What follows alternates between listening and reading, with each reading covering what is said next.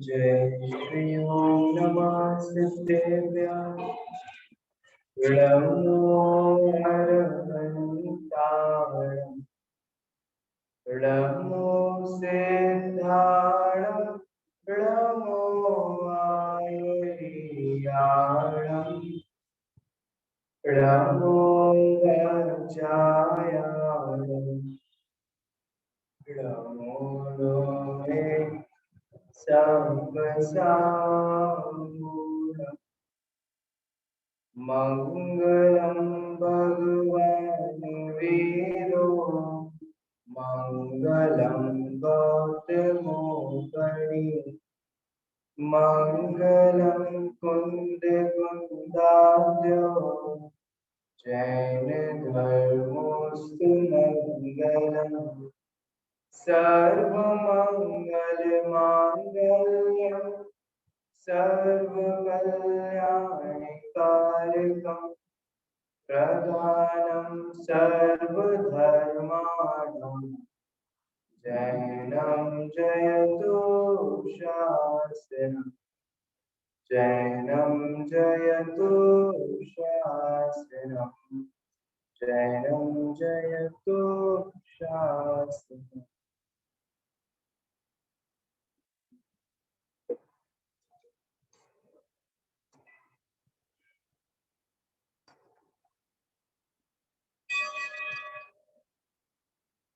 धर्म परीक्षा ग्रंथ का मंगलाचरण पढ़ेंगे।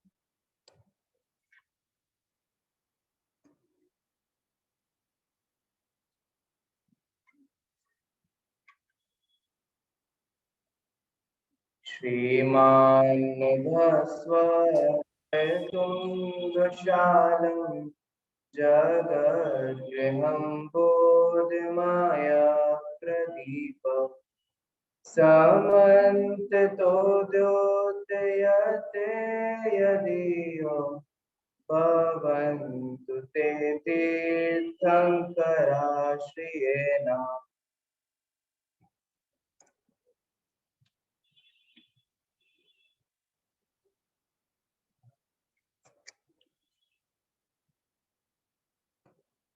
अमित गति आचार्य द्वारा रचित धर्म परीक्षा ग्रंथ की चर्चा हमारी यहाँ पर प्रारंभ हुई है, जिसमें हम यहाँ पर आज कर्णान योग के संबंध में इस तीन लोक का कैसा स्वरूप है उसको जानने का प्रयास कर रहे हैं, उसको समझने का प्रयास कर रहे हैं। सबसे पहले कल जो यहाँ हमारी चर्चा चली थी वो आचार्य ने जम्बूद्वीप और चक्रवर्ती इन दोनों में समानताओं को बताया था कि जम्बूद्वीप जैसा है कैसा है, जैसा चक्रवर्ती है। कैसा है चक्रवर्ती?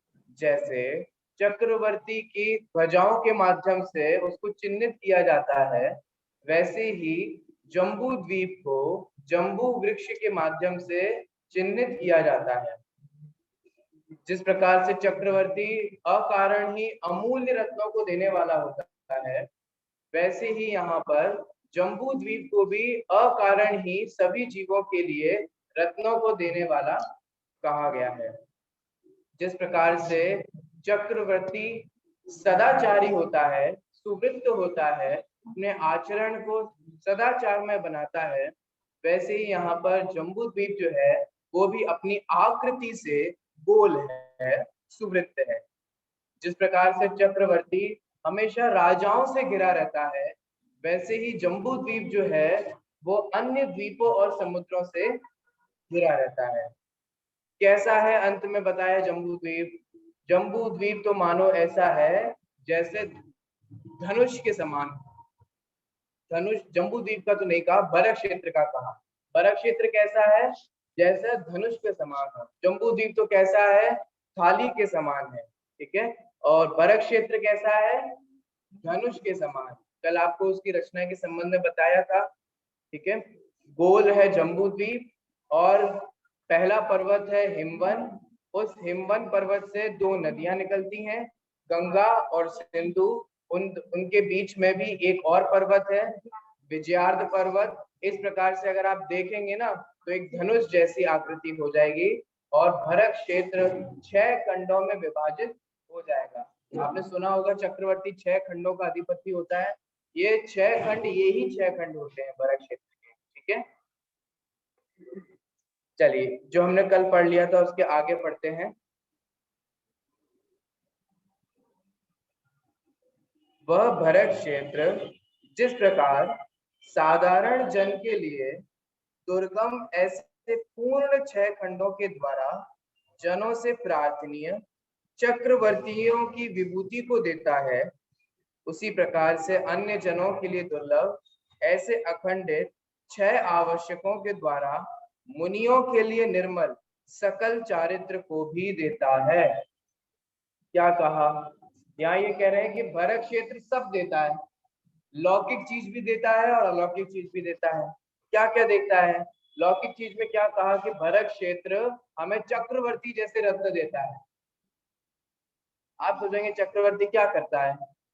चक्रवर्ती 6 खंडों में जो विभाजित पूरा साम्राज्य होता है उसको एक अखंड करता है। चाणक्य की महिमा क्यों आती है लोगों को? चंद्रगुप्त की महिमा क्यों आती है? क्यों आपको सीरियलों पे चंद्रगुप्त और चाणक्य दिखाए जाते हैं?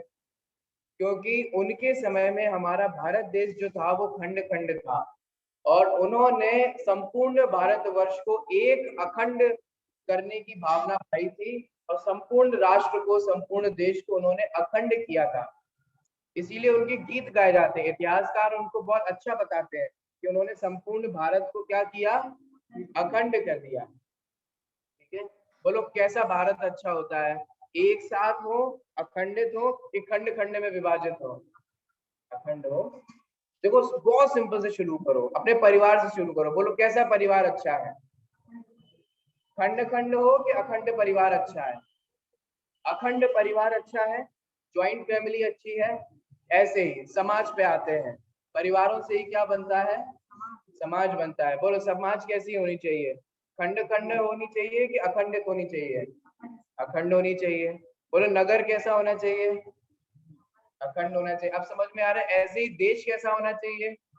अखंड होना चाहिए। ठीक है, अब यहाँ अखंड देश के, अखंड परिवार के, अखंड समाज के क्या फायदे होते हैं वो अभी मैं यहाँ पर नहीं बताऊंगा, आप सभी जानते ही होंगे। ऐसे ही चक्रवर्ती 6 खंडों में विभाजित जो भरत क्षेत्र होता है उसको वो क्या करते हैं? एक अखंड। ठीक है, अब एक बात को करके देखो, आप समझो, थोड़ा इतिहास बताऊं, आप लोग को जानना जरूरी है। आपको पता है कि मुगल क्यों आ गए हमारे देश में और फिर ये ब्रिटिशों ने हमारे ऊपर राज्य कैसे कर लिया? जानते हो क्या? कैसे इन्होंने कभी सोचा आप लोगों ने? आप जानते हैं कि हमारे इस भारतवर्ष पे मुगलों का शासन रहा। मुगलों के शासन में आपको पता ही है कि हमारे जैन धर्म के और अन्य हिंदू धर्म के कितने मंदिर को खंडित किया गया, प्रतिमाओं को खंडित किया गया। सभी के राज में नहीं, मुख्यतः औरंगजेब और ये खिलजी जैसे जो हुए इनके काल में, है ना। कई अकबर जैसे राजा भी हुए, ये थोड़े धर्म मध्यस्थ थे, है ना। इन्होंने इतना हटाग्रह नहीं रखा अपने धर्म का, इस्लाम धर्म का। तो अलग अलग राजा हुए। देखो मैं सुनना, मैं आपको बात बताता हूँ कैसे आ गए ये लोग हमारे इतने बड़े भारतवर्ष पे। एक विदेशी ब्रिटिशर्स ने हमारे ऊपर राज्य कर लिया। कभी सोचा कैसे कर लिया? क्योंकि ये जो छोटे मोटे राजा थे ना, राजपूत राजा, ये आपस में ही लड़ते रहते थे। इतिहास की सबसे बड़ी गलतियां बताई जाती हैं ये राजपूत राजाओं की। हालांकि ये बहुत वीर थे, लेकिन एक ही राज्य में दो भाई आपस में लड़ रहे हैं, इसका फायदा कौन उठाता है? तीसरा व्यक्ति उठा लेता है। तो जा रहे हैं समझ में? दो लोगों के बीच में मतभेद चल रहा है। ठीक है, बड़े भाई को उत्तराधिकारी बना दिया गया है। मेवाड़ में यही तो हुआ। महाराणा प्रताप की प्रसिद्ध कहानी तो आप जानते हैं कि, इनका बता देता हूँ क्योंकि ये सुना होगा। क्या हुआ मेवाड़ में? यही हुआ कि मेवाड़ में उत्तराधिकारी जो थे महाराणा प्रताप, ठीक है, लेकिन अन्य रानी से जो दूसरे पुत्र हुए थे उनने वचन मांग लिया। सेम कहानी, है ना। उन्होंने दे भी दिया लेकिन वो शासन नहीं कर पाए। जनता चाहती थी कि महाराणा प्रताप आए क्योंकि वो उनके वीर गाथाओं से बचपन से ही प्रसिद्ध थे। अब इनमें लड़ाई होने लग गई, भाइयों में लड़ाई होने लग गई, है ना, राज्य के लिए। इसमें होता क्या था कि जो सेकंड वाली पार्टी थी वो इस्लाम में जाके मुसलमानों के राजाओं के साथ मिल गया और मुसलमान राजाओं के साथ मिलकर के उसने महाराणा प्रताप के चित्तौड़ दुर्ग के सारे राज्य बता दिए। सारी गुप्त बातें बता दी। अब समझ में आ रहे कमजोर हो गए कि नहीं हो गए यहाँ पे। तो ये ऐसे डिवाइड हो होकर के हमारे मुगलों ने हमारे ऊपर शासन किया। ऐसे ही ये जो हिंदू मुसलमान ज्यादा किया जाता था ये ब्रिटिशर्स करते थे, क्योंकि उन्हें राज्य करना था। हिंदुओं को भी डराना था कि हिंदू खतरे में है, मुसलमान को भी डराना था कि मुसलमान खतरे में है, और खतरे में कोई नहीं था। कुछ ख्याल में आ रहा है? ऐसे ही तो भड़काया जाता, आज भी ऐसे ही भड़काया जाता है ना, कि हिंदू तुम लोग खतरे में हो, तुम लोग जा रहे हो, तुम लोग कुछ नहीं कर पा रहे हो, ऐसा हो रहा है। कोई खतरे में नहीं है, सब बढ़िया चल रहा है, ऐसा बिल्कुल भी नहीं कि कोई खतरे में। लेकिन भड़काऊ भाषण दे करके, हिंदू मुसलमान में लड़ा करके ब्रिटिशर्स ने हमारे ऊपर राज्य किया। ये तो पता ही होगा, डिवाइड एंड रूल, ये बहुत प्रसिद्ध है। फूट डालो और राज्य करो, ये ब्रिटिशर्स ने फूट डालो माने खंड खंड करो। अब समझ में आया कि ये खंड खंड का मतलब क्या होता है। जब खंड खंड होता है ना, तो राजा आपस में ही लड़ते रहते हैं। इससे होता है क्या है, इससे जनता का विकास नहीं हो पाता, क्योंकि राजा का ध्यान कहाँ है, लड़ने में है, युद्ध में है। पैसा कहाँ खर्च हो रहा है, युद्ध में हो रहा है। लोग कहाँ मर रहे हैं, युद्ध में मर रहे हैं। लोग मर रहे हैं, पैसा खर्च हो रहा है, साधन नहीं प्राप्त हो रहे हैं, बेसिक सुख सुविधाएं नहीं मिल रही हैं। ये सारे फल किसके होते हैं, खंड खंड में विभाजित होते हैं उस चीज के। ठीक है। चक्रवर्ती की महिमा बताना चाह रहा हूं मैं आपको, ऐसे ही कुछ नहीं बोल रहा हूँ। चक्रवर्ती क्या करता है, चक्रवर्ती जो ऐसे खंडित राजा होते हैं ना, अलग अलग जो आपस में एक दूसरे से लड़ रहे हैं, उन संपूर्ण खंड खंड के राजाओं को अपने अधीन लेकर के अब चक्रवर्ती का शासन चलता है, और सिर्फ एक राज्य होता है, सारी बातें मानी जाती हैं। होता है कि नहीं होता है? आज भी भले डेमोक्रेटिक कंट्री हो हमारी, लेकिन कुछ चीजें होती हैं जो केंद्र के शासन में आती हैं, कुछ चीजें होती हैं जो राज्य के प्रशासन में आती हैं, कुछ चीजों के बारे में केंद्र नियम बनाता है, कुछ चीजों के बारे में राज्य अपने अपने नियम बनाता है। तो यही होता है कि केंद्र ने एक बात कही तो सभी राज्यों को मानना है। ऐसा नहीं है कोई ये कह हम नहीं कर रहे, हम नहीं कर रहे, ऐसा नहीं हो रहा है ना, ये सारी ऐसी बात नहीं होती। तो चक्रवर्ती क्या करता है, चक्रवर्ती बरक क्षेत्र के 5 मलेच्छ खंड और 1 आर्य खंडों को अधिपति होता है, और संपूर्ण राजा किसकी आज्ञा मानते हैं, चक्रवर्ती। कितने राजाओं का अधिपति कहा जाता है, 32,000 मुकुटबद्ध राजा किसके आश्रय में रहते हैं, एक चक्रवर्ती को ऐसे झुक करके नमस्कार करते हैं। ऐसे ही चक्रवर्ती की जो शादियां भी होती है ना, ये भी राजनीतिक शादियां होती हैं। ये भी मैं आज इस संदर्भ में कहना चाहता हूँ, ये एंगल भी आपको समझना चाहिए। राजनीतिक शादियों का मतलब आप समझते हैं, जैसे कि इतिहास में अगर हम बात करें, अकबर की और जोधाबाई की शादी हुई थी। आप जानते हैं अकबर सलमान था और जोधा हिंदू थी। इसकी मूवी भी बना दी जाती है, दोनों में प्रेम दिखा दिया जाता है, बहुत कुछ दिखाते हैं, लेकिन एक्चुअल में उनके बीच कोई प्रेम प्रेम नहीं था, वो एक राजनीतिक शादी थी। राजनीतिक शादी मतलब हम अकबर की आधीनता स्वीकार कर रहे हैं, बदले में अकबर की कृपा दृष्टि हमारे ऊपर बनी रहे, इसलिए उसने अपनी जो भी बहन हो या बेटी हो जो भी हो उसको उन्होंने दिया था। क्यों दिया था, कि अब तो वे हमारे जमाई बन गए, दामाद बन गए, रिश्तेदार हो गए कि नहीं हो गए। कोई अपने रिश्तेदारों को मारता है क्या, कुछ समझ में आ रहा है। तो ये जो शादी हुई थी वो कैसी शादी हुई थी, अकबर और जोधाबाई की, ये राजनीतिक शादी थी। ठीक है। ऐसे ही चक्रवर्तियों की भी जो शादियां होती है 96,000, आप देखेंगे इनकी ये जो 96,000 क्वांटिटी हो जाती है ना, ये घर में बैठे बैठे नहीं होती है, ये जब दिग्विजय के लिए निकलते हैं ना, तभी ये विवाह आदि कार्य संपन्न होते हैं। अब आपको समझ में आ पा रहा है। तो इसका मतलब राजा अपनी बहनों को अथवा अपनी बेटियों को चक्रवर्ती को देते हैं, ताकि चक्रवर्ती की कृपा दृष्टि हमारे ऊपर बनी रहे, है ना, और हम उनके रिश्तेदार बोलो चक्रवर्ती को कौन रिश्तेदार नहीं बनाना चाहेगा, नहीं चाहेंगे बोलो, कुछ ख्याल में आ रहा है। हमारा दामाद चक्रवर्ती हो, कौन नहीं चाहेगा। तो इसीलिए ये जो सारी चीजें होती हैं चक्रवर्ती की, 96,000 शादियां होती हैं, सुनना, वो उसकी भोगों की रुचि के कारण नहीं होती। आज आपको दूसरा एंगल समझ में आ रहा है, वो एक राजनीतिक कारण होता है। चक्रवर्ती अगर बोले भी ना कि मुझे नहीं करना, मुझे अच्छा नहीं लगता, तो मंत्री समझाता है कि प्रभु ये आपकी रुचि का द्योतक नहीं है, ये राजनीतिक कारण। कुछ ख्याल में आ रहा है। तो ये सारी बातें हमारे को समझने लायक है। ये बरक क्षेत्र कैसा है, अमित गति आचार्य कह रहे हैं कि भरत क्षेत्र ने ऐसे ऐसे चक्रवर्तियों को उत्पन्न किया जिसने पूरे भरत क्षेत्र को एक अखंड में किया। चक्रवर्ती जैसे, बोलो चक्रवर्ती कहाँ हुए? इसी भारत देश में भरत क्षेत्र में हुए कि नहीं हुए? नारायण कहाँ हुए? प्रतिनारायण कहाँ हुए? बलभद्र कहाँ हुए? 24 तीर्थंकर कहाँ हुए? तो समझ में आ रहा है? इस भारत भूमि में ही तो हुए, जहाँ जिस भारत भूमि में हम रहते हैं। कुछ ख्याल में आ रहा है? समझ में आ रहा है? तो यहाँ पर इसी जम्बू द्वीप ने, और स्पेसिफिकली हम बात करें तो भरत क्षेत्र ने ऐसे ऐसी चीजों को भी उत्पन्न किया, चक्रवर्ती जैसे, नारायण जैसे, पतिनारायण जैसे महापुरुषों को भी उत्पन्न किया। और क्या किया? ये तो हो गए लौकिक लोग, लेकिन इसी भरत क्षेत्र ने त्यागी, संयमी व्रतियों को भी जन्म दिया। बोले कुंद कुंद आचार्य कहाँ हुए? अकंपनाचार्य कहाँ हुए? मुनि आदिनाथ कहाँ हुए? बोलो। राजा श्रेयांस कहाँ थे? कहाँ के राजा थे?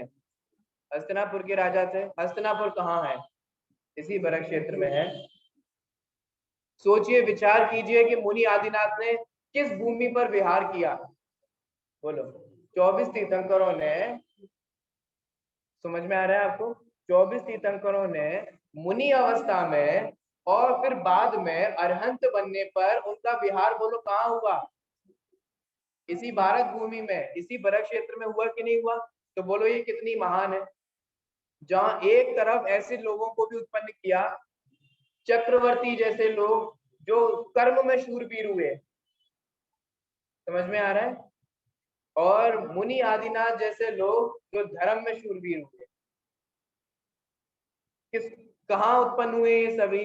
ये सारे यहाँ इसी भरत क्षेत्र में उत्पन्न हुए। ठीक है, देखिए अब विशेषार्थ यहाँ पर बताते हैं पेज नंबर 5 पर। गोल जम्बू द्वीप के भीतर, ये मैंने आपको समझा दिया है इसलिए मैं इसको जल्दी पढ़ लूंगा, आप लोग सुनना तो समझ में आ जाएगा, बहुत इजी है। जम्बू द्वीप कैसा है, याद हुआ आप लोगों को? खैर बहुत से लोगों को पता ही है, नए लोगों की मुख्यता से कह रहा हूँ। जम्बू द्वीप कैसा है? थाली के जैसा गोल है। ठीक है, अब इसको भूलना नहीं। गोल जम्बू द्वीप के भीतर दक्षिण की ओर, ठीक है, अंत में भरत क्षेत्र स्थित है। दक्षिण तो आप समझते ही हैं, ये जम्बू द्वीप है गोल। अब इसका जो निचला भाग है वह क्या कहलाएगा? दक्षिण। ठीक है, तो हम सब लोग उत्तर में रहते हैं कि दक्षिण में रहते हैं? है कितनी सारी अपेक्षाएं लगेंगी, अपेक्षाएं हैं, बिना सियासत के इसका उत्तर नहीं दिया जा सकता। कुछ ख्याल में आ रहा है? वैसे भारत की अपेक्षा देखा जाए तो हम लोग नॉर्थ के कहलाते हैं, उत्तर के कहलाते हैं। ठीक है, तमिलनाडु, कर्नाटक, केरल आदि ये सब दक्षिण के कहलाते हैं। लेकिन अगर जम्बू द्वीप की अपेक्षा अपन देखें तो अपन कहाँ रहते हैं?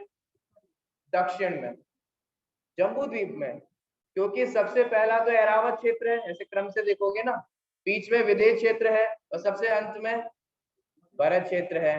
तो अगर हम ऐसे करके देखेंगे तो यहाँ दक्षिण में क्या स्थित है? भरत क्षेत्र स्थित है। गोल जम्बू द्वीप के भीतर दक्षिण की ओर अंत में भरत क्षेत्र स्थित है। उसके उत्तर में हिमवान पर्वत है। ठीक है, शेष 3 दिशाओं में लवण समुद्र है। आपको समझ में तो आ रहा है?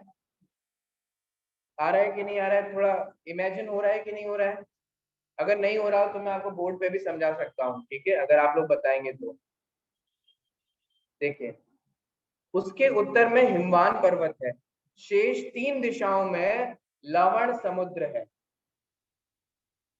इससे उसका आकार ठीक धनुष के समान हो गया है। ठीक है, ऐसा और ऐसा, आधी रोटी जैसा। ठीक है, आधी रोटी भी कैसी होती है? धनुष गोल होनी चाहिए, है ना रोटी? वो रोटी कैसी होती है? धनुष की आकृति को धारण कर लेती है ना। ऐसे यहाँ पर कह रहे हैं कि वो भरत क्षेत्र धनुष की आकृति वाला है। भरत क्षेत्र के बीच में क्या है? देखिए, उसके बीचों बीच विजयार्ध पर्वत है। विजयार्ध पर्वत, और विजयार्ध पर्वत का नाम सार्थक है क्योंकि विजयार्ध पर्वत पर चक्रवर्ती की विजय आधी हो जाती है। नाम सुन रहे हैं आप लोग? विजय और आर्ध, आर्ध माने आधा। चक्रवर्ती 6 खंड का अधिपति होता है, तो 6 का आधा कितना हो गया? 3। तो विजयार्ध पर्वत माने 3 खंड इस साइड होते हैं, विजयार्ध पर्वत के 3 खंड उस साइड होते हैं। ठीक है, तो चक्रवर्ती की विजय जहां आदि हो जाती हो, ऐसे विजयार्ध पर्वत का नाम सार्थक है। ठीक है, देखिए उसके बीचों बीच विजयार्ध पर्वत है। पूर्व पूर्व और पश्चिम की ओर हिमवान पर्वत से निकली हुई गंगा और सिंधु नाम की 2 महानदियां हैं।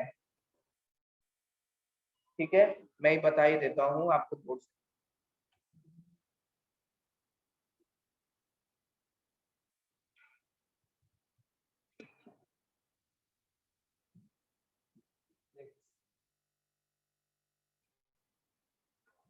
ये है जम्मू द्वीप, ऐसा नहीं है लेकिन गोल है। ठीक है, थोड़ा सा हमारा चेहरा मेरा हो गया।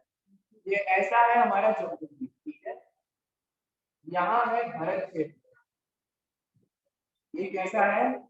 ये पर्वत है यहाँ। ठीक है, इस पर्वत का नाम क्या है? हिमवत। ठीक है, इतना समझ में आया? ये हिमवत पर्वत है। इसमें से कह रहे हैं कि पूर्व और पश्चिम से 2 नदियां निकली हैं इसी पर्वत से। कौन कौन सी निकली है? गंगा और सिंधु, ये 2 नदियां निकली है। ठीक है, इतना समझ में आया? इन्हीं के ही बीच में एक विजयार्ध पर्वत है। ठीक है, बीच में क्या है? विजयार्ध पर्वत है। तो बोलो कितने खंड हो गए? आप लोग देखो, कितने बताओ कितने खंड दिख रहे हैं? 6 खंड दिख रहे हैं ना।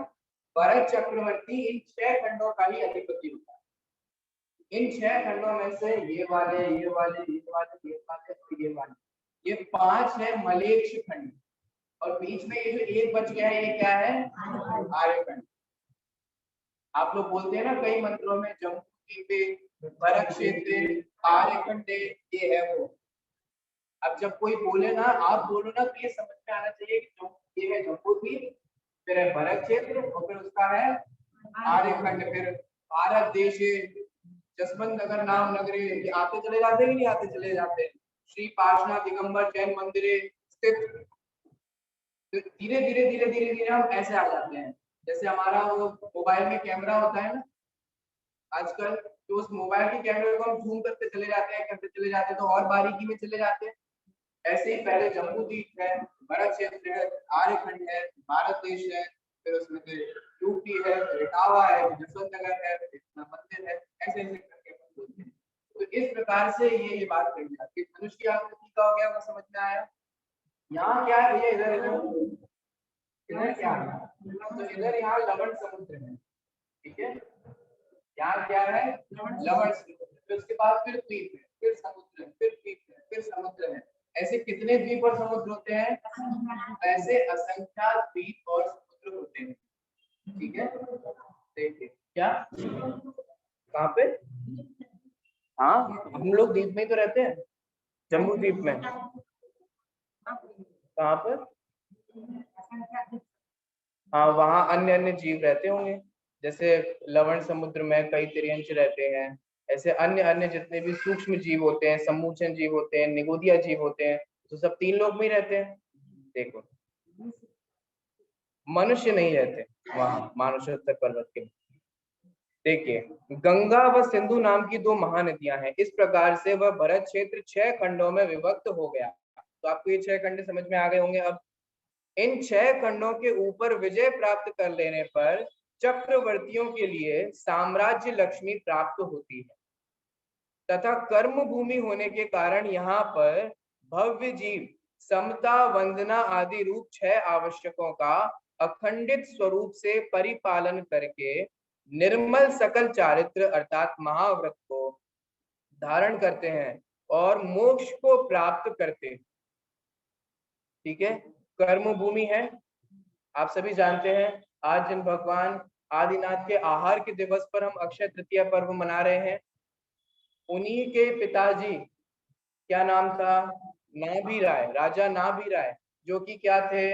अंतिम 14वें कुलकर थे, है ना। फिर 15वें कुलकर आदिनाथ भगवान को भी कहा, आदि पुराण में, महापुराण में से अन्य अन्य उपचार से कहा। फिर ऐसे भरत को भी कुलकर कह दिया। तो यहाँ मैं क्या कहना चाह रहा हूँ कि भोग भूमि से कर्म भूमि आ रही थी। आपको पता है सबसे पहले इस भारत देश को जब भोग भूमि से कर्म भूमि में बदल रहा था तो गाइडेंस किसने दी? हमारे राजा नाभि राय ने, हमारे राजा आदिनाथ ने। समझ में आ रहा है? किसने सिखाई? असी मसी विद्या वाणिज्य और शिल्प, ये विद्याएं किसने सिखाई? ये सब आदिनाथ भगवान ने सिखाई। व्यापार कैसे होता है, कृषि कैसे होती है ना, वाणिज्य कैसे किया जाता है, ये सारी चीजें जो उपदेश दिया वो किसने दिया? आदिनाथ भगवान। दो लिपियां, दो अपनी ब्राह्मी और सुंदरी को यहाँ पर अंक विद्या और गणित विद्या, ये सारी विद्याएं भी सिखाई। ठीक है, सबसे पहले महिलाओं को सुशिक्षित किया उन्होंने, आज की भाषा में हम कहें तो हमारे यहाँ भगवान आदिनाथ ने अपनी दोनों बेटियों को सबसे पहले उन्होंने ब्राह्मी और सुंदरी को बहुत अच्छे तरीके से उन्होंने पढ़ाया, सुशिक्षित किया, अंक की विद्या दी, गणित की विद्याएं दी। ठीक है, तो ऐसा हमारा इतिहास रहा है। मैं आपसे क्या कह रहा हूँ कि जब भोग भूमि से कर्म भूमि में बदल रहे थे, आपको पता है भोग भूमि में कोई जीव मोक्ष की प्राप्ति नहीं कर सकता। भोग भूमि में भले ही कितना भी सुख सुविधा संपन्न हो, लेकिन भोग भूमि में ये जीव मोक्ष की प्राप्ति नहीं कर सकता, कर्म भूमि में ही मोक्ष की प्राप्ति कर सकता है। अभी क्या चल रहा है?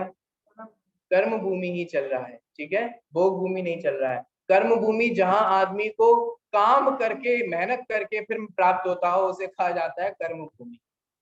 ठीक है, दुनिया में आए हैं तो काम कर लो, है ना, काम करने पे ही चीजें मिलती हैं हमारे को।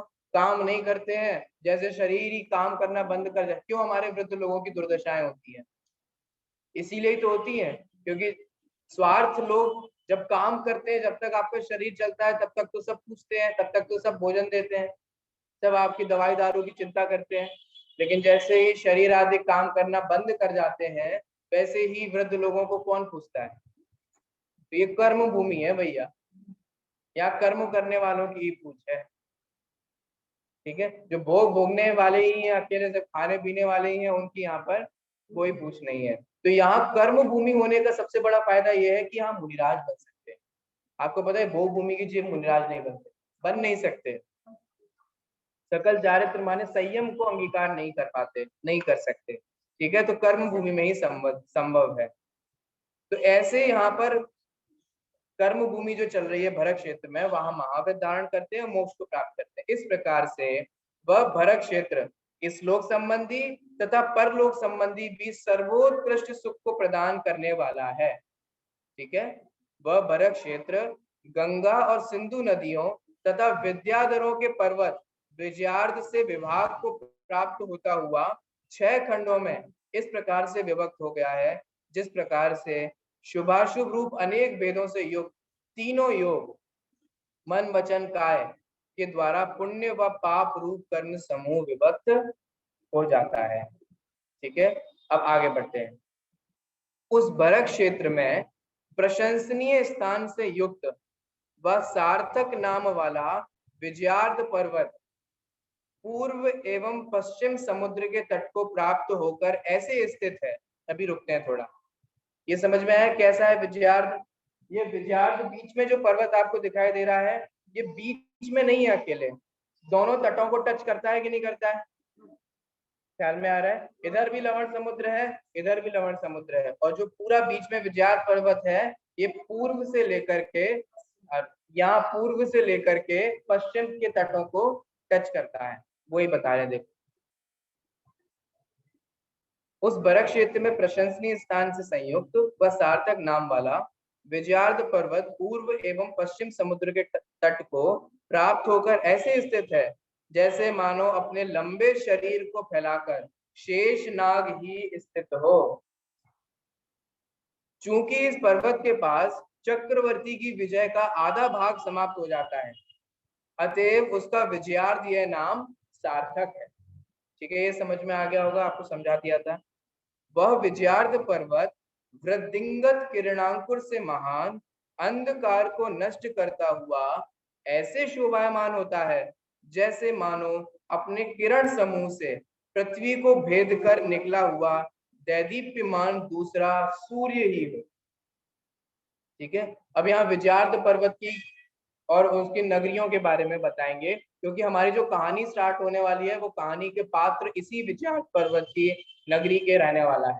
ठीक है, इसलिए तो आपको समझ में आ रहा है, भरत क्षेत्र है, भरत क्षेत्र के बीच में कौन सा पर्वत है, विजयार्थ पर्वत है। ठीक है, और वो विजयार्थ पर्वत बहुत अच्छा है, यहाँ बताया ना कि बहुत प्रकाशमान है, मानो कितना प्रकाशमान है कि ऐसा लग रहा है कि मानो दूसरा सूर्य हो। उस विजयार्थ पर्वत के ऊपर विद्याधरों से सेव्यमान उत्तर श्रेणी और दक्षिण श्रेणी, ये दो श्रेणियां हो गई हैं। ठीक है, उत्तर श्रेणी और दक्षिण श्रेणी।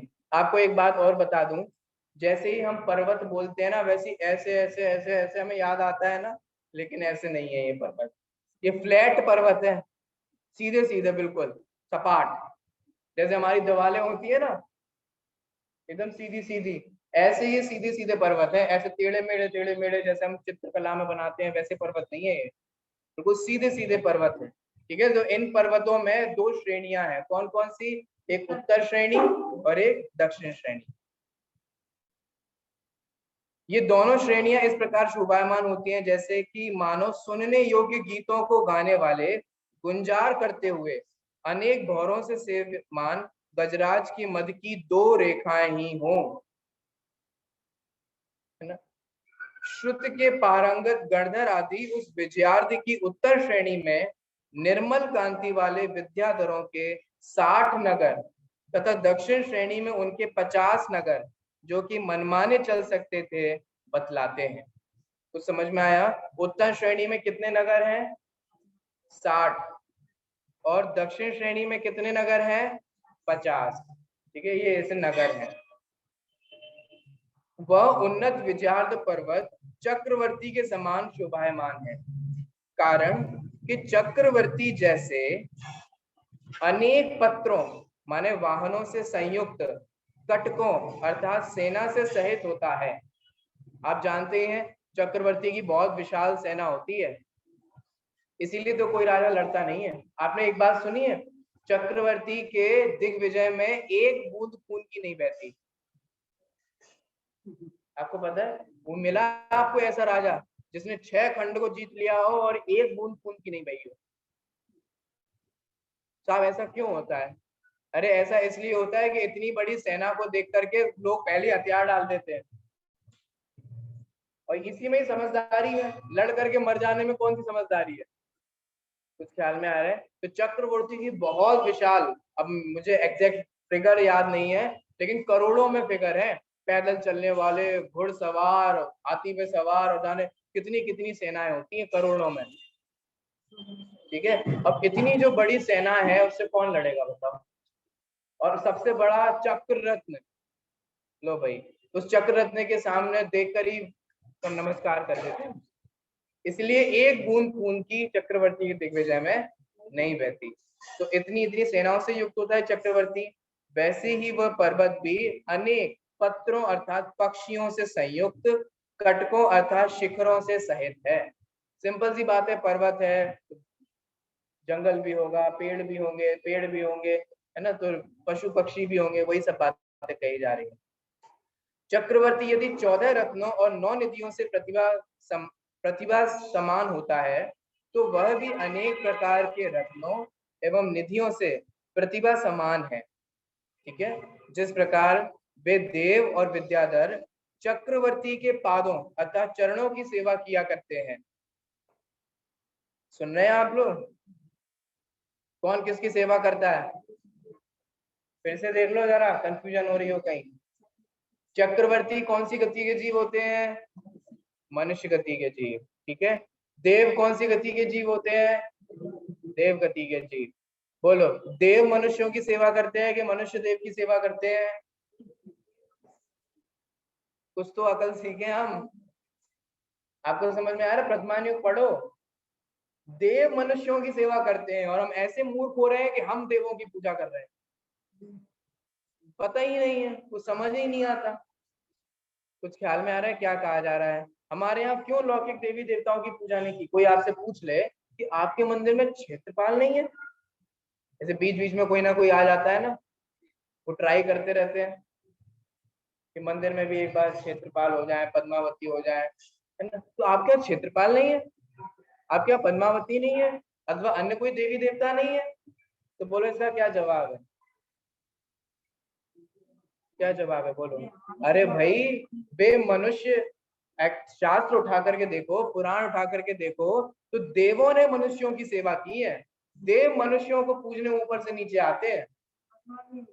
प्रथमान्यो, ये आपको प्रथमान्यो तो पढ़ा रहा हूं, और हम ऐसे मूर्ख हो रहे हैं कि हम देवों की उपासना कर रहे हैं। अरे, जिन क्षेत्रपाल और पद्मावती ने मुनि पार्श्वनाथ की पूजा की, हम मुनि पार्श्वनाथ को छोड़ करके उनकी पूजा करने में लग गए। है पागलपन। मुझे तो ये पागलपन ही लगता है। माने वे दोनों व्यक्ति तो पार्श्वनाथ भगवान को नमस्कार कर रहे हैं, और हम उन्हें नमस्कार करने लग जाए। ये कहाँ की होशियारी है? अरे, वे जिसको नमस्कार कर रहे हैं, ऐसे पार्श्वनाथ भगवान हमारे द्वारा नमस्कार करने योग्य हैं। तो वे, सुनना, भगवान है, भगवान पार्श्वनाथ है भगवान, ठीक है, और धर्मेंद्र पद्मावती है भक्त। और आप क्या हो? आप तो क्या हो? आप भी तो भक्त हो। तो आपकी कैटेगरी और धर्मेंद्र पद्मावती की कैटेगरी में क्या अंतर है? एक ही तो है। जैसे धर्मेंद्र पद्मावती भगवान के भक्त हैं, ऐसे हम भी भगवान के भक्त हैं। तो आ जाओ, तुम भी हमारे साथ आओ और आप सबको नमस्कार करो। आया समझ में कि नहीं आया? दो कैटेगरी है भक्त और भगवान की, डाल लो आप किसको किसमें डालना है। हमारे जैन शासन में वीतरागी, सर्वज्ञ और हितोपदेशी ही देव होते हैं, रागी द्वेषी देव होते ही नहीं है। तो उन्हें भगवान की कैटेगरी में तो कभी भी नहीं डाला जा सकता। ख्याल में आ रहा है? समझ में आ रहा है? अब बताओ कौन सी कैटेगरी में आएंगे? होशियार लोग, इसे बोलते हैं परीक्षा। किस किसने की है परीक्षा? जिनेन्द्र भगवान ने, गणधर देव ने, आचार्यों ने, विद्वानों ने, उन्होंने ये परीक्षा की, इसलिए उन्होंने कहा कि हम नमस्कार नहीं करेंगे। ख्याल में आया? समझ में आया? देखिए, ऐसा है, मैं ये किस पे कह रहा था आपको कि वे देव और विद्याधर किसकी सेवा करते हैं? चक्रवर्ती की सेवा करते हैं, ठीक है। आप सोचेंगे कि नहीं नहीं साहब, वो तो चक्रवर्ती है, उनका तो पुण्य है। सुनो, चक्रवर्ती का तो पुण्य है, लेकिन साधारण लोगों की भी तो सेवा करने देव ही आए। बोलो, आए कि नहीं आए? जैसे सेठ सुदर्शन की मैं बात करूं, वे क्या थे? चक्रवर्ती थे, कामदेव थे। कामदेव के समान भले ही उनकी सुंदरता थी, ऐसे पुराणों में आता है, लेकिन कामदेव तो नहीं थे ना। नारायण नहीं थे, प्रतिनारायण नहीं थे, बलभद्र नहीं थे, 63 सलाहका पुरुष में से कोई नहीं थे। फिर भी उनकी बोलो सेवा करने आए कि नहीं आए देव? सीता जी क्या थी? सीता जी स्वयं कुछ नहीं थे, रामचंद्र जी थे, लक्ष्मण थे, लेकिन सीता जी की भी सेवा करने देव आए। आपको समझ में आ रहा है? तो आप पुराण उठा के पढ़ोगे ना, तो देव मनुष्यों की सेवा करते हैं, देव मनुष्यों की पूजा करते हैं, मनुष्य देवों की पूजा नहीं करते, ठीक है। देखो, जिस प्रकार देव और विद्याधर चक्रवर्ती के पादों अर्थात चरणों की सेवा किया करते हैं, उसी प्रकार वे देव और विद्याधर उस पर्वत के भी पादों अर्थात शिखरों की सेवा या उसका उपभोग किया करते हैं। सिंपल उन्हें ये कहना है कि वहां पर देव और विद्याधर विचरण करते हैं, ठीक है। इसी को क्या कहते हैं? शिखरों की सेवा करना। आगे देखिए, तथा चक्रवर्ती जहां विभूति से उन्नत होता है, वहां वह पर्वत अपने शरीर से उन्नत अर्थात 25 योजन ऊंचा है, ठीक है। तो वो पर्वत कितना बड़ा है? 25 योजन ऊंचा। उस विजयार्थ पर्वत के ऊपर अब सुनना, अकृत्रिम जिनालय कहाँ है? उस विजयार्थ पर्वत के ऊपर सिद्धकूट पर स्थित जिनालय में विराजमान अकृत्रिम जिन प्रतिमाएं भव्य जीवों के द्वारा आराधित होकर उनके पाप को इस प्रकार से नष्ट कर देती हैं, जिस प्रकार से अग्नि की ज्वालाएं शैत्य को नष्ट किया करती हैं। क्या कह रहे हैं यहाँ पर? यहाँ ये कह रहे हैं कि विजयार्थ पर्वत है ना, उस विजयार्थ पर्वत के ऊपर क्या है? सिद्धकूट है। उस सिद्धकूट पर क्या है? अकृत्रिम जिनालय और अकृत्रिम प्रतिमाएं। अकृत्रिम समझते हैं आप लोग? अकृत्रिम, ये मंदिर क्या है? कृत्रिम है कि अकृत्रिम है? ये कृत्रिम। क्योंकि कृत्रिम माने ये किसी के द्वारा बनाया गया है। जो किसी के द्वारा बनाया गया हो उसे क्या कहते हैं? कृत्रिम कहते हैं। और जो किसी के द्वारा बनाया गया नहीं हो उसे क्या कहते हैं? अकृत्रिम कहते हैं। ऐसे ही विजयार्ध पर्वत पर सिद्धकूट है और उन सिद्धकूट पर अकृत्रिम जिनालय है और अकृत्रिम जिनालय में अकृत्रिम प्रतिमाएं हैं। बोलो, नंदीश्वर द्वीप की भी जो प्रतिमाएं हैं वे कैसी हैं? अकृत्रिम है। उन्हें किसी ने बनाया नहीं, वहां कोई कारीगर नहीं गया था बनाने के लिए मंदिर को। कुछ आ रहा है समझ में? पंचमेरु कैसे है? अकृत्रिम है। ठीक है, हम जो नंदीश्वर द्वीप, पंचमेरु, इन सब की पूजन करते हैं ना, ये सारे कैसे हैं जिनालय? ये सब अकृत्रिम होते हैं, किसी के द्वारा बनाए गए नहीं होते हैं। ऐसे यहाँ पे विजयार्ध पर्वत पर जो ऊपर सिद्धकूट है उधर भी अकृत्रिम जिनालय होते हैं जहाँ पर अकृत्रिम प्रतिमाएं होती हैं। उस पर्वत के ऊपर मोक्षाभिलाषी मुनियों में श्रेष्ठ चारण मुनिजन, चारण ऋषिधारी जो मुनिराज होते हैं, अपने वचनों और उपदेश के द्वारा पाप रूप धूलि के विनाश में उद्यत होकर मनुष्यों के समूह को इस प्रकार से आनंदित करते हैं कि जिस प्रकार की गंभीर गर्जना करने वाले मेघ पानी की वर्षा से धूलि को शांत करके उसे आनंदित करते हैं। उदाहरण और सिद्धांत सब समझ में आ रहे हैं आपको? जैसे धूल उड़ रही हो तो बताओ धूल को शांत कैसे किया जाता है? पानी खींच देते हैं ना, कई बार अपन लोग भी, है ना, पानी खींचने लग जाते हैं। ऐसे ही जैसे मान लो कि उड़ती हुई धूल और उसको मेघ की वर्षा हो गई तो वो धूल जो उड़ रही थी वो क्या हो गई? शांत हो गई। ऐसे यहाँ सिद्धांत क्या है? सिद्धांत ये है कि वहां जो विजयार्ध पर्वत है उस विजयार्ध पर्वत पर चारण रिद्धिधारी मुनिराज होते हैं। वे मुनिराजों के उपदेश होते हैं। आप पढ़ते हैं ना, कई बार लोगों के जा रहे हैं उनका विमान रुक जाता है, इसमें भी रुकेगा, है ना। लेकिन और कहानियां सुनते हैं ना तो ऊपर से जा रहे हैं उनको विमान रुक जाता है तो वे देखते हैं क्या है, अरे नीचे तो मुनिराज हैं, रिद्धिधारी मुनिराज है, तो वो नीचे दर्शन करने के लिए वापस आते हैं। आपको समझ में आ रहा है? तो ऐसे ही हम भी जब जाते हैं तो थोड़ा रुक करके जिन मंदिर को, जैसे हम लोग भी ये करते हैं कि नहीं करते, या मंदिर के सामने से गुजर रहे हो तो थोड़ी देर रुक करके ऐसे नमस्कार करते हैं, या जा रहे होते हैं तो लोग देख करके जाते हैं कि नहीं जाते हैं। ऐसे ही वहां विद्याधर जा रहे होते हैं या कोई देव जा रहा होता है, धर्मी जीव जा रहे होते हैं और नीचे मुनिराज होते हैं तो उनका विमान क्या होता है? रुक जाता है। तो ऐसे चारधिधारी मुनिराज होते हैं, फिर वो नीचे आते हैं, मुनिराजों के उपदेश होते हैं। मुनिराज का उपदेश होता है तो बोलो क्या होता है? मानो ऐसा हो रहा हो कि मन बहुत दुखी हो रहा है, मन बहुत कषायवान हो रहा है, संतापवान हो रहा है, और मुनिराज के वचनों को सुन करके, मुनिराज के वचनों को सुन करके जो मन है वो क्या हो जाता है? शांत हो जाता है। देखिए, आनंदित हो जाता है, आनंदित शब्द था। देखिए, उस पर्वत के ऊपर दक्षिण श्रेणी में वैजयंती नाम की एक प्रसिद्ध नगरी है। लो भैया, धीरे धीरे अंदर आते जा रहे हैं। कौन सी नगरी की कहानी शुरू हो रही है? वैजयंती नाम की नगरी। ठीक है, जो कि अपने चमकते हुए अनेक प्रकार के विमानों से देवों की नगरी अमरावती को ही जीतती है। अब यहाँ कंपैरिजन कर रहे हैं कि भाई साहब इतनी खतरनाक नगरी है, इतनी सुंदर नगरी है कि मानो देवों की नगरी भी फैल।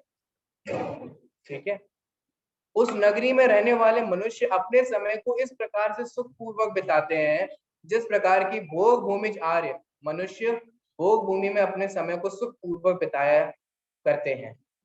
ठीक है, कारण यह है कि जिस प्रकार से आर्यों को, आर्य किसे कहते हैं? आर्यखंड में रहने वाले आर्य, आर्यों को भोग भूमि में इच्छा अनुसार भोग उपलब्ध होते हैं, उसी प्रकार उस नगरी में भी निवास करने वाले मनुष्यों को भी इच्छा अनुसार वे भोग उपलब्ध होते हैं।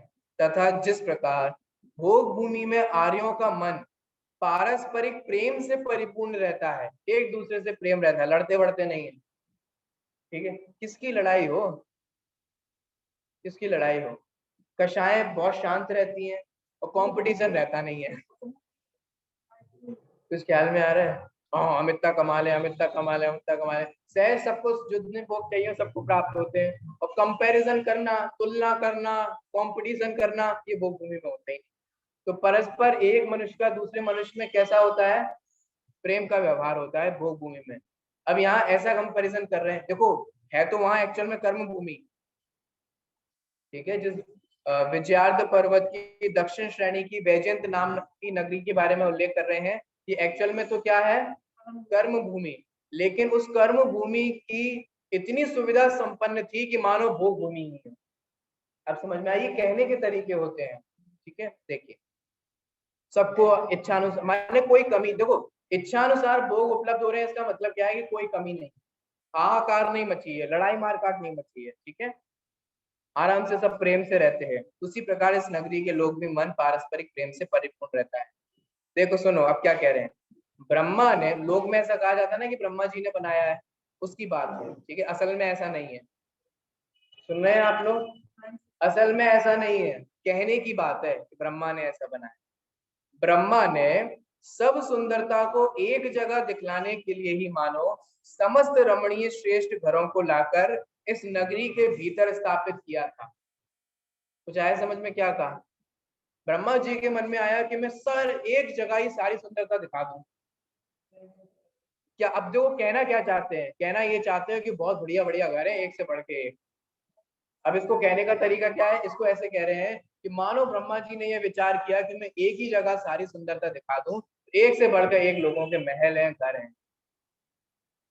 तात्पर्य यह है कि उस नगरी के भवन बहुत रमणीय थे, बस ये कहना। जिस नगरी में प्रजा ने विद्याधर स्त्रियों द्वारा, अब सुनना, वहां की स्त्रियां कैसी होती हैं, विद्याधर स्त्रियों द्वारा देवियों को, माने देवियों को फैल कर रही है, ठीक है। विद्याधरों के द्वारा देवों को, पुरुष ऐसे हैं वे देव को फैल कर रहे हैं। आपको कुछ कंपैरिजन समझ में आ रहा है।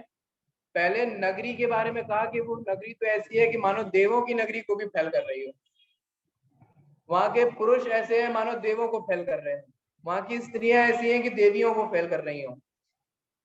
और विद्याधर राजाओं, राजा कैसे हैं, देव, और देव के श्रेष्ठ होते हैं इंद्र, तो विद्याधर राजाओं के द्वारा इंद्रों को और भवनों के द्वारा विमानों को जीत लिया था।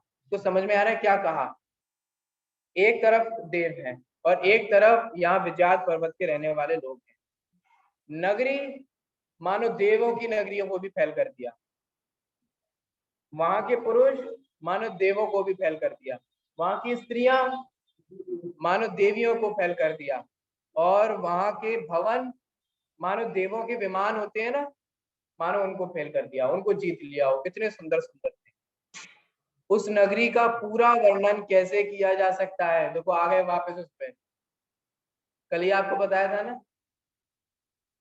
नहीं किया जा सकता तो क्यों कर रहे हैं, लेकिन थोड़ा बहुत तो किया ही, ताकि हमें आइडिया लगे। अभिप्राय यह है कि वह नगरी स्वर्गपुरी से भी श्रेष्ठ थी। उस नगरी में अपने प्रताप से शत्रुओं के नाम को झिड़कने वाला अर्थात तिरस्कृत करने वाला जित शत्रु नाम का विद्याधरों का राजा राज्य करता था। अब आप इसे आ जाइए, कुछ चीजें जो हमें याद रखनी है, बोलिए ये कहानी कौन से क्षेत्र की है, भरत क्षेत्र की। भरत क्षेत्र में कहां पर, विजयार्ध पर्वत की दक्षिण श्रेणी, ठीक है। दक्षिण श्रेणी में कौन सी नगरी है, वैजयंती नगरी है। वैजयंती नगरी का राजा कौन सा है, जित शत्रु, ठीक है। ये याद रखने योग्य बातें हैं।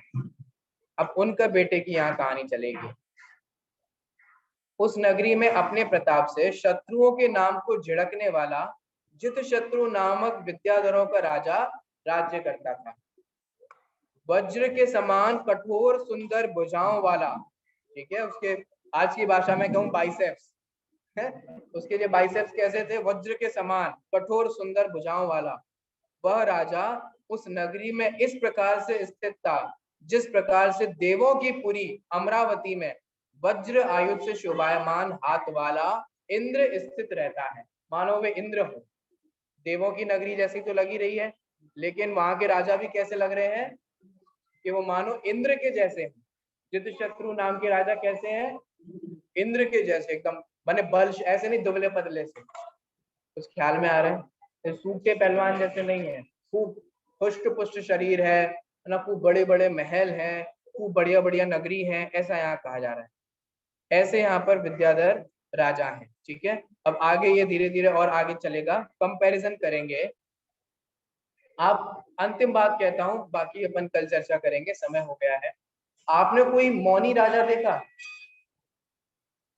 ये मौनी राजा थे, ये मौन रखते थे, लेकिन कब? वो जरूरी है। इनके हाथ नहीं थे, लेकिन कब? वो जरूरी है।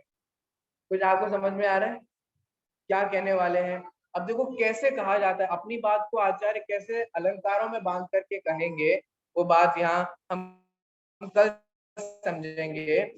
कि देखो ये कह रहे हैं कि इनके हाथ तो हैं, लेकिन दूसरों के धन छीनने के लिए हाथ ही नहीं। कुछ आ रहा है समझ में? तो इसका ये नहीं कान फोड़ लो रहे हो जाओ। सूरदास जैसा नहीं करना है हमारे को। सूरदास का तो पता है ना आप लोगों को, कि उन्होंने भगवान की भक्ति कर रहे थे, भगवान की भक्ति करते वक्त कोई सामने मंदिर में स्त्री आ गई और उनका विचार स्त्री की तरफ चला गया। तो उनने क्या किया, उन्होंने अपनी आंखें ही फोड़ ली कि हमारा भगवान से आंख ध्यान भटक कैसे गया, ये आंख बार बार उधर चली कैसे गई। एक बात बताओ, ऐसे फोड़ करके क्या हो गया होगा? आपको पता है साइंटिस्ट ऐसा कहते हैं कि हम लास्ट चीज को जो देखते हैं ना आंख खराब होने से पहले, वो छवि हमारे दिमाग में बस जाती है।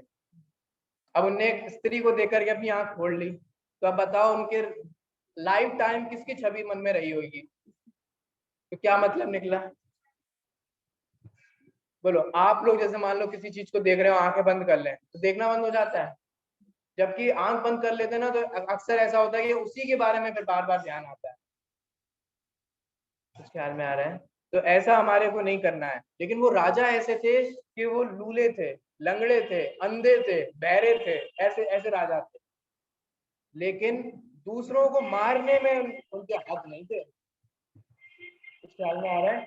दूसरों का धन छीनने वाले नहीं थे इसलिए। ठीक है, ऐसी ऐसी बहुत अच्छे अच्छे जिस शत्रु नाम के राजा हुए उनका वर्णन करेंगे, फिर उनके पुत्र का वर्णन करेंगे, फिर पुत्र की कहानी यहाँ पे शुरू होगी और वो पुत्र बहुत अच्छी अच्छी चीजें हमारे को सिखाएंगे छोटी छोटी कहानियों से। अभी की चर्चा को हम यही विराम देते हैं, शेष चर्चा पर कल।